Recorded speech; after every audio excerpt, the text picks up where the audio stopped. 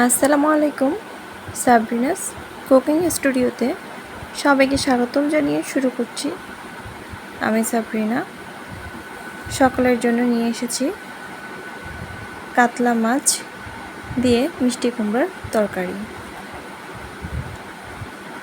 কাতলা মাছ তো অনেকভাবে রান্না করে খেয়েছেন, এভাবে একবার খেয়ে দেখুন, দেখবেন অনেক ভালো লাগবে।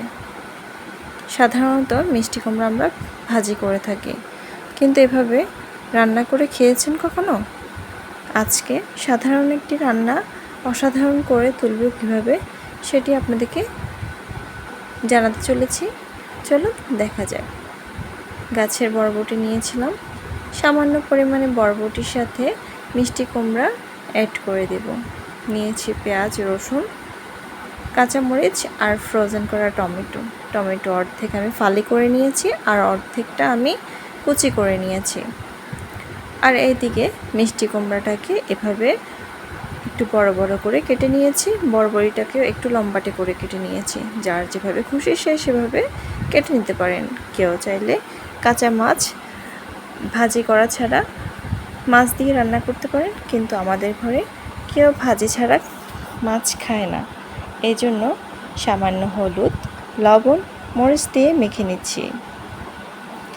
কিছুক্ষণ ম্যারিনেট করে রাখার পরে আমি ভেজে নেব। কেউ চাইলে এমনিও রান্না করে খেতে পারেন, আর কেউ চাইলে আমার মতো ভেজেও খেতে পারেন। তো পরিমাণ মতো তেল দিয়ে দিলাম। তারপর কাতলা মাছের পিসগুলোকে একে একে ভাজি করে নেব।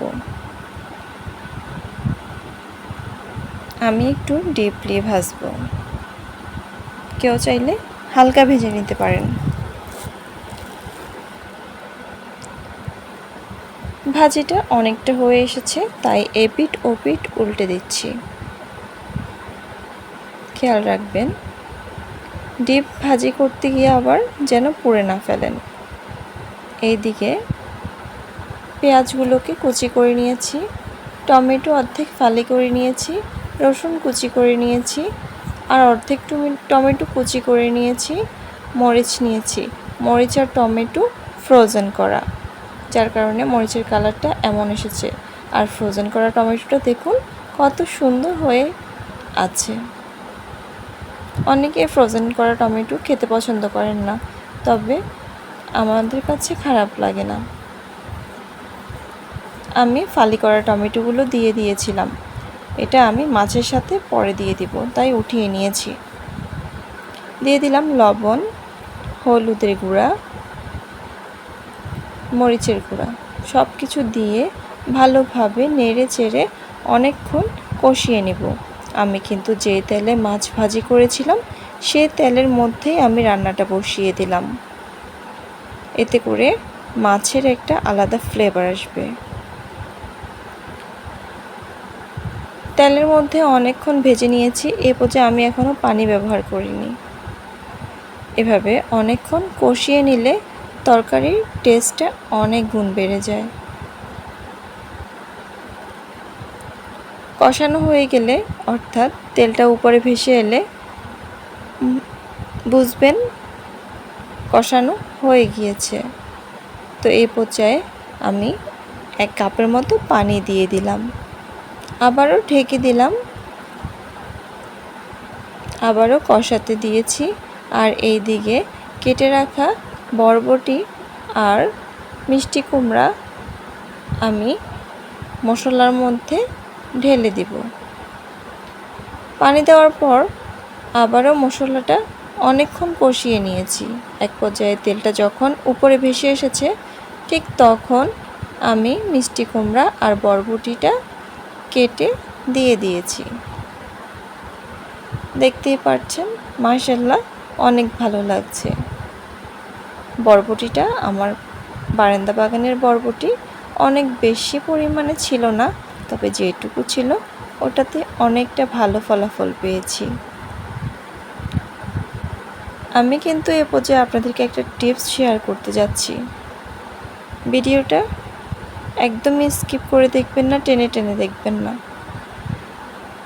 আমরা রান্না করার সময় বেশিরভাগ গৃহিণীরা জানি রান্না করার সময় কিছু কিছু ক্ষেত্রে ঢাকনা দিয়ে রান্না করলে সেই রান্নার কালারটা চেঞ্জ হয়ে যায়। এখানে যেহেতু বরবটি আছে তাই আমি ঢাকনাটা দেইনি, যাতে করে বরবটির কালারটা ঠিক থাকে। আমি এক পর্যায়ে এসে ভাজা মাছটা দিয়ে দিলাম।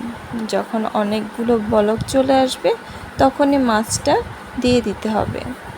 এখনও আমি রান্নাটা ঢেকে আজকে রান্না করব না, যেভাবে আছে সেভাবে, কোনো প্রকার ঢাকনা আমি ব্যবহার করছি না। আমি চাচ্ছি বরবটির কালারটা যেন একদম ঠিক থাকে। আমার রান্নাটা প্রায় শেষ, চুলাটা অফ করে দিয়েছি। দেখুন কালারটা অসাধারণ লাগছে।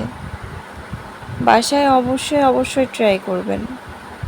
ছোট বাচ্চা হতে বুড়ো, বয়স্ক, মধ্যবয়স্ক সবারই কিন্তু খুব পছন্দ হয়ে যাবে। আর মিষ্টি কুমড়াটাকে এভাবে রান্না করে খেয়ে দেখবেন, খেতে কিন্তু মন্দ লাগে না। সবসময় ভাজি ভুনা করে তো খেয়েছেন, রান্না করে খেয়েছেন তো? যদি না করে থাকেন অবশ্যই একবার হলেও চেষ্টা করে দেখবেন। আমি বলছি অসাধারণ হয়েছে। আমার কাছে ভালো লেগেছে, আপনার কাছেও লাগবে। ভিডিওর এ পর্যন্ত যারা আমার পাশে ছিলেন তাদেরকে অসংখ্য ধন্যবাদ জানাচ্ছি। ফিরে আসবো নতুন কোনো রেসিপি নিয়ে। সে পর্যন্ত আমার সাথে থাকুন, ভালো থাকুন। আমার ভিডিওর কোনো অংশ যদি আপনার ভালো লেগে থাকে তাহলে প্লিজ লাইক, কমেন্ট, সাবস্ক্রাইব করে পাশে থেকে যেতে পারেন। আপনার একটি লাইক, কমেন্ট, সাবস্ক্রাইব আমাকে উৎসাহিত করবে। সাবস্ক্রাইব করে থাকলে অল অপশানে ক্লিক করে রাখবেন, যেন আমি কোনো ভিডিও দেওয়ার সাথে সাথে আপনার মোবাইলে নোটিফিকেশান চলে যায় আর আপনি দ্রুত আমার শেয়ার করা ভিডিওগুলো দেখতে পারেন।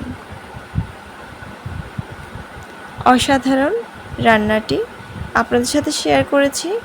কার কেমন লেগেছে অবশ্যই জানাতে ভুলবেন না। আজকে এ পর্যন্ত, ফিরে আসব নতুন কোনো রেসিপি নিয়ে। আসসালামু আলাইকুম।